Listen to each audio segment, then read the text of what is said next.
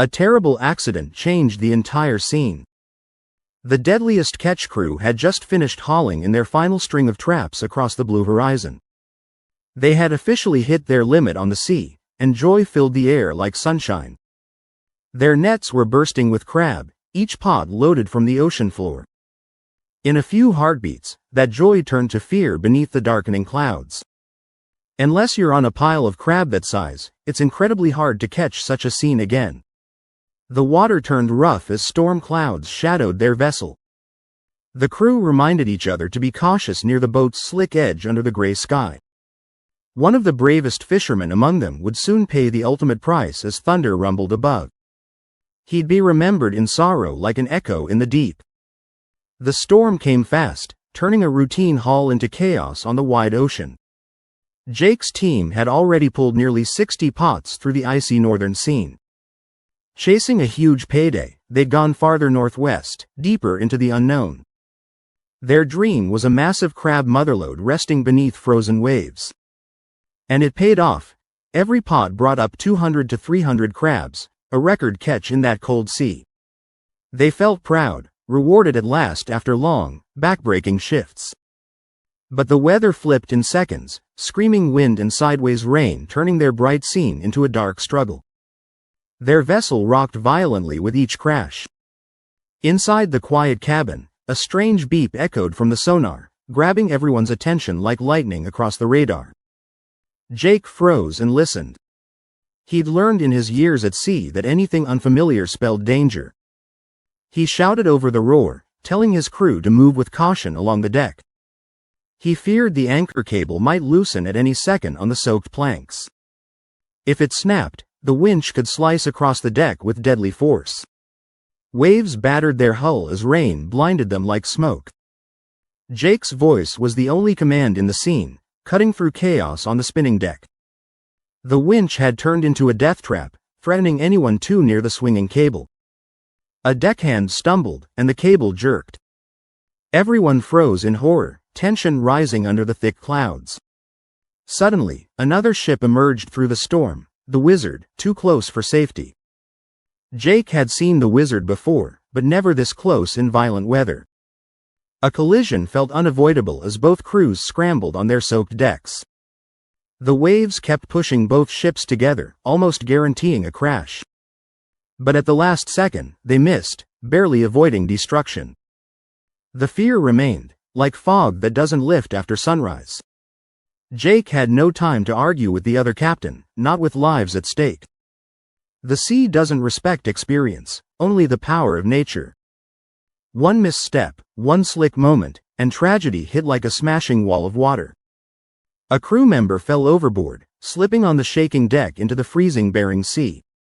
In seconds, he was gone, lost to the deep black water.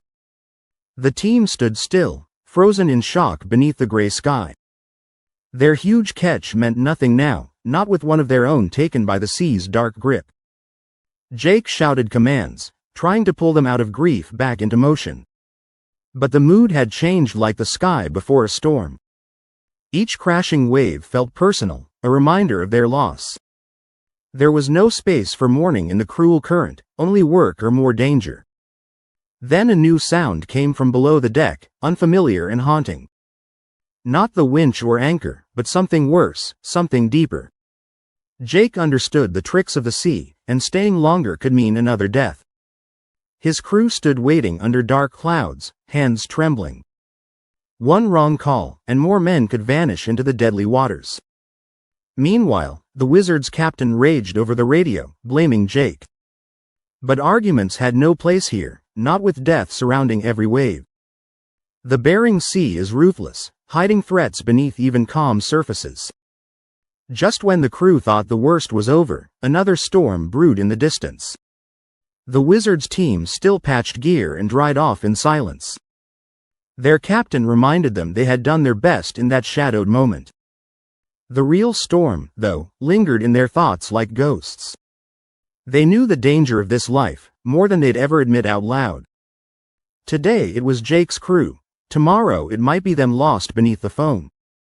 A huge swell suddenly hit Jake's ship, nearly tossing Jacob, a deckhand, overboard. He grabbed the rail, holding on with pale hands and wide eyes. He stared into the white-capped darkness, forcing a smile through his fear. It was the same smile every fisherman wears to fight back the ocean's chill. Jake saw the fear in Jacob's eyes, but the mission couldn't pause under stormy skies. On the wet wood, Jake yelled an apology, heart heavy. Jacob just nodded, still trembling from the brush with death. On another boat, the Summer Bay, Captain Wild Bill faced his own icy nightmare. One crewman slipped, crashing into the water, disappearing beneath the foam for a heartbeat. They pulled him up alive, skin blue from the sea's grip. Bill knew the job had to go on beneath the gray clouds, but the escape left them shaken. The Bering Sea rarely gives second chances. That week, Jake, Wild Bill, Keith, and Harley had seen more than most. They'd faced loss, near collisions, and unrelenting pain from every wave. It wasn't about money or crab anymore. It was about survival on an angry, endless ocean. They knew the ocean's rules, and its price. The sea is cruel, and all fishermen know its sharp edge like the bite of a freezing wind. They fish for the thrill, the pay, and the challenge.